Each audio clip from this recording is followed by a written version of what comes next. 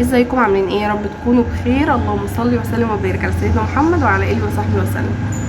بغيب كتير الايام دي، انا عارفه، ما بصورش فيديوهات دايما. تعبانه. بصوا، مش تعب جسدي او مش تعب نفسي، انا مش عارفه انا عندي ايه. فالمهم عندي دوخه دايما، و يعني مش حاسه ان انا مش انا. المهم قالوا لي لازم يعني تتاكدي من الفيتامينات اللي في جسمك، لان انا من ساعه ما ولدت سيليا وانا حرفيا بموت والله العظيم. يعني ولا قادره مثلا اقف على رجلي زي الاول، اللي هو لا، بقف شويه بتعب. دايخه على طول، عندي ارهاق، عندي كسل، عايزه انام دايما، مش عارفه ميلي. المهم قالوا لي روحي اطمني على نفسك يعني احلل اللي هو ايه، اشوف فيتامينات ايه اللي ناقصه في جسمي واخدها.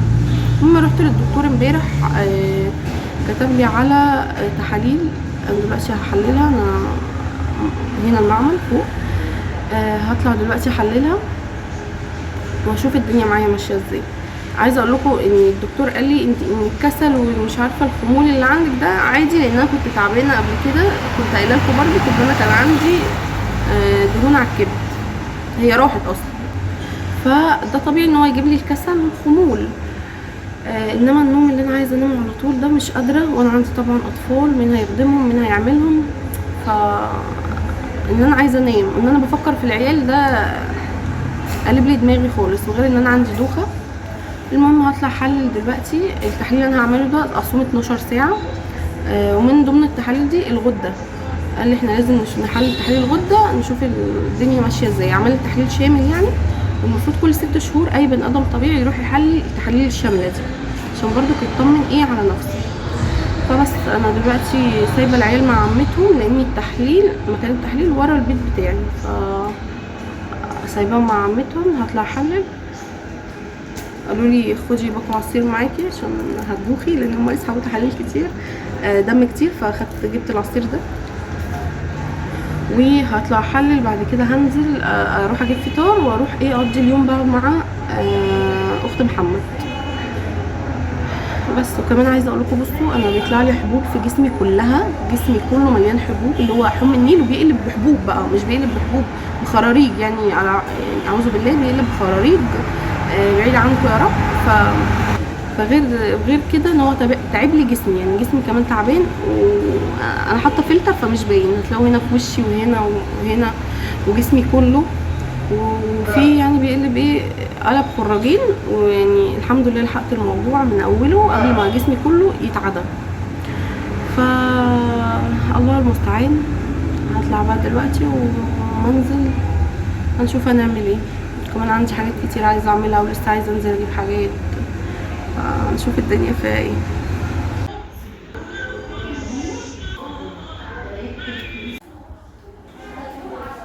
الحمد لله خلصت، وما كانش صعب. اللي كانت بتسحب السرنجه كانت ايدها خفيفه. فهنروح بقى دلوقتي نجيب فطار واشوف هعمل ايه. هدخل اجيب لها رحمه عصير من هنا، عشان انا شربت عصير ما جبتلوش. عم عايزه في عصير بكام؟ معرفش ايه اهم حاجه. عايزه عصير. طب هات خروب. يجيب لك انت عايزها. كنت هجيب له قصب، بس هجيب له خروب احسن.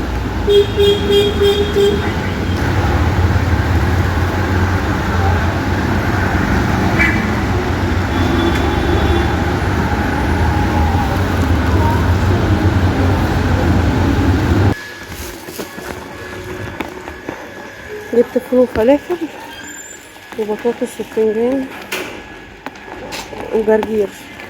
الجرجير ده ب5 جنيه، عطيني الجرجير كتير. وهنا بقى كان تاني يوم بعد ما نتيجة التحليل طلعت. اخدتها طبعا ورحت على الدكتور على طول. طلع عندي حاجة كروستلو، مش عارفة انطقها. الكروسترول عالي، الكوليسترول عالي.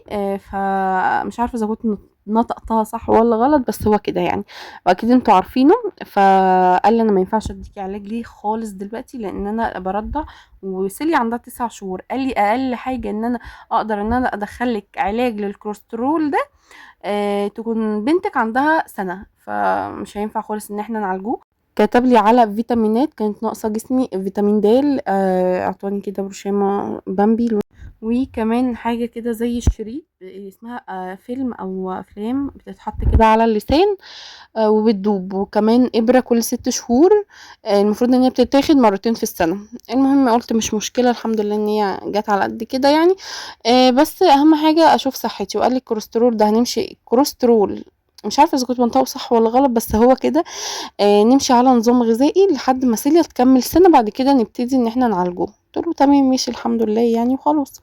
نزلت بقى من عنده، هو كان في كرموز قريب من بيت امي، والساعة كمان قريبة ليه اكتر، لكرموز اكتر. فقلت كده هطلع من كرموز على الساعة اجيب الحاجات اللي ناقصاني، اللي انا كنت عايزة اجيبها. انا عايزة اجيب عباية، لان ما عنديش عبايات. العبايات بتاعتي كلها مش حلوة، باظت يعني. مش باظت، اللي هو خلاص يعني مش حلوة يعني. فقلت كده هجيب عباية اللي هو هنزل بيها تحت البيت، اروح بيها عند ماما، تكون ايه حاجة حلوة كده. وكمان هجيب هدوم داخلية لسيليا. وهنا كنت بعد ما جبت الحاجة مروحين خلاص البيت. لسه جاية دلوقتي البيت، يعني لسه طالعة البيت. قلت اوريكم كده الحاجات اللي انا جبتها من الساعة. انا كنت نازلة الساعة اجيب عباية لنفسي، لاني ما عنديش عبايات بصراحة، والعبايات بتاعتي ما بقوش حلوين. فقلت هجيب كده عباية لنفسي انزل بيها وفي الاماكن القريبة يعني. وهي العباية اللي انا جايباها بصراحة حلوة وهتعجبكم عادي، ممكن في ناس بشوفها بتخرج بيها. المهم كنت نازلة اجيب عباية، وكمان كنت نازلة اجيب هدوم داخلية لستيليا. بس ما جبتش هدوم داخلية لاني جبت حاجة رحيم. فقلت خلاص انزل مرة تانية ابقى اجيب لها ايه هدوم داخلية. بصوا اول حاجة جبت الجاكيت ده. الجاكيت ده عليه سيل، يعني عليه تخفيض. قلت هجيبه، يعني لقيته بصراحة عجبني قلت هجيبه له. لاني في دخلة الشتاء الجواكت اللي زي دي بتبقى غالية جدا، بيبقى الواحد ب500 و500 وي. فبصراحة لقيت ده حلو جدا ومقاسه. بصوا هو جبتوله كبير شوية، مش مقاسه قوي يعني، هو كبير شوية لاني كمان رحيم ابني قد كده. فممكن يقعد معاه لاخر الشتاء ان شاء الله باذن الله، وكمان للشتاء اللي جاي. ده كان عامل 200 جنيه. هو كان عامل عليهم عروض لاني خلاص هدوم الشتاء هتنزل يعني. فقال لي يخلص من الحاجة اللي عنده عشان ايه ينزلوا البضاعة الجديدة. بصوا هو حلو قوي. كمان هنا بكبسولة كده، وفي الرقبة برضو كذلك بكباسيه. حلو يعني. بيقول لي ده الشتاء اللي فات كنت ببيعه ب400 جنيه ولا مش عارفه، ولا مش فاكره، قال لي ب500 جنيه تقريبا. فانا قلت كده كده هو رحيم ناقص محتاج واحد. انا جبته، هو عنده واحد اسود من الشتاء اللي فات، فقلت هجيب له ده كمان عليه وخلاص. بصوا حلوه حلوه حلوه حلوه قوي بجد وعجباني.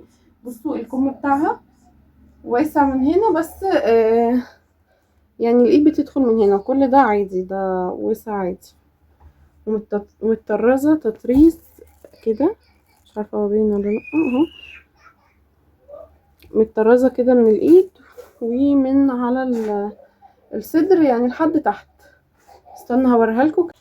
بصوا الطرحه على العبايه، عايزه اقول لكم العبايه تحفه. بصوا الكم بتاعها قد ايه، هو واسع كده لكن من هنا فيه استك اللي هو ياخد على قد الايد بالظبط. استنى رحيم. والتطريز ده نازل لحد اخر العبايه اهو. بصوا دراع العبايه حلوه قوي. هي بقى نازله بدول بخطين كده، دول نازله لاخر العبايه من تحت. بس انا مش حاسه ان الطرحه دي لاقي عليها خالص خالص خالص، وانا ما بلبس اللي هو طرحه العبايه. هجيب لها طرحه يكون فيها اللي هو اللون الفضي، فضي ايه الطرحه زي دي بس تكون جملي. بس كده لاني مش حاسه ان الطرحه دي لايقه عليها خالص. وكمان عايزه اجيب من الطرح دي، لان الطرح دي طويله وجميله. اللي هي بتتلف كده عشان تداري الصدر يعني. عايزه تتضيق ولا عايزه تتقصر ولا عايزه اي حاجه، عايزه اقول لكم مسطره كده عليا مظبوطه. بس كده. دي كان سعرها 850 جنيه.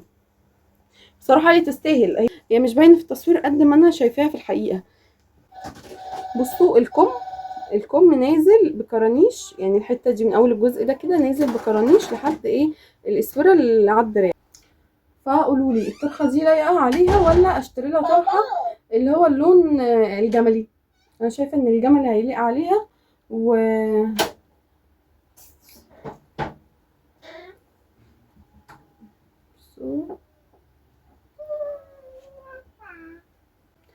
بصراحة قست كذا واحدة، بس دي هادية يعني، دي حسيتها ان هي هادية تنفع اللي هو انزل بيها اطلع بيها الكلام ده. انما اللي انا قستهم التانيين حلوين جدا، بس اللي هو ايه فيهم الشغل عالي، وانا ما بحبش اللي هو ايه ابقى ماشية في الشارع وملفتة. ما بحبش اللي هو الحاجات اللي فيها تطريز كتير دي، عشان بحسها ان هي ملفتة. فبس فجبت دي، وحاسة ان دي كمان فضفاضة وحلوة قوي. نروح دلوقتي بقى اعمل لهم بيتزا. انا عجنه العجينه من امبارح وسايباها في الفريزر، هطلعها يا دوبك واحط عليها الحشوه اللي انا هعملها وخلاص. بعد كده بقى قلت هعمل لمحمد بيتزا يتعشى. انا بصراحه الدكتور منعني بقى من كل الحاجات دي، منعني كده على شويه اكل معين لازم اللي هو همشي عليه، عشان الكوليسترول غلط على القلب. هو قال لي كده غلط على القلب وغلط عليا، ممكن يعني يدخلني في مشاكل انا مش قدها. فتمام، ده عملت كده صينيتين، لان رحيم ومحمد بياكلوا البيتزا بيحبوها جدا. فقلت ايه هعمل صينيتين، لاني كمان كنت عامله عجينه كتير، فمش عايزاها ايه احطها في الفريزر كتير. فطلعتها كده وحطيت بقى عليها جبنه موتزاريلا وظبطتها. عايزه اقول لكم كان طعمها تحفه، بس انا ما دقتش فيها بصراحه.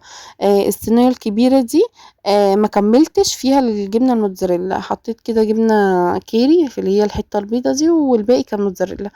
عايزه بقى اقول لكم ان الدكتور قال لي ان انا في حاجه ناقصه في جسمي، بسبب ان انا جبت عيلين ورا بعض، وده غلط جدا. قال لي اهم حاجه او يكون فرق ما بين الطفل الاول والطفل التاني بيبقوا 3 سنين، بحيث ان الطفل الاول طبعا بياخد من عظمك، بياخد من الكالسيوم بتاعك، بياخد من الفيتامينات بتاعتك طبعا عشان يكون الجسم بتاعه. ف لازم ان انتي تعوضي اللي الطفل الاول اللي الطفل الاولاني اخده من جسمك. فلازم يكون الفرق 3 سنين، ودي كان اكبر غلطة في حياتي انا عملتها. بس الحمد لله يعني، الحمد لله ربنا يبارك لي فيهم ويخليهم لي. بس يعني انا جبتهم ورا بعض، فبالتالي ان انا دايما صحتي في النازل، ولا عندي فيتامينات في جسمي، عندي نقص جامد جدا في الفيتامينات كل جسمي. عظمي كمان وجعني جدا، حاسه اني لا، في حاجه غلط. فهمشي على الدكتور قالهولي، والله المستعان بقى. هنا انا كنت عايزه اوريكم المطه بتاعه الجبنه الموتزاريلا، خطيره خطيره خطيره. وعايزه اي جبنه موتزاريلا تمط معاكي طبعا لازم يكون نوعها الاول كويس، غير ان هو يكون نوعها كويس مش اول ما تطلع من الفرن تبقي مستنيه منها مطه. لا، المفروض الجبنه بترتاح عشان تمط معاكي. الجبنه الموتزاريلا ولا بتمط وهي لسه طالعه من الفرن، ولا بتمط وهي بارده. يعني هي تكون في الوسط كده، يعني ولا سخنه قوي ولا دافيه قوي، عشان تديكي المطه الحلوه اللي احنا بنشوفوها دي. والجبنه اللي انا مستخدماها هنا كانت جبنه الصفا، او جبنه اسمها ايه، المليكه، او الملكيه، مش فاكره اسمها بالظبط، لان انا عامله ميكس ما بين نوعين الجبنه دول. فكانت حلوه قوي وعطشه كمان للبيتزا، ريحه وطعم حلوين جدا. وبس ده كان فيديو النهارده، ويا رب الفيديو يكون عجبكم، وان شاء الله اشوفكم في فيديو جديد.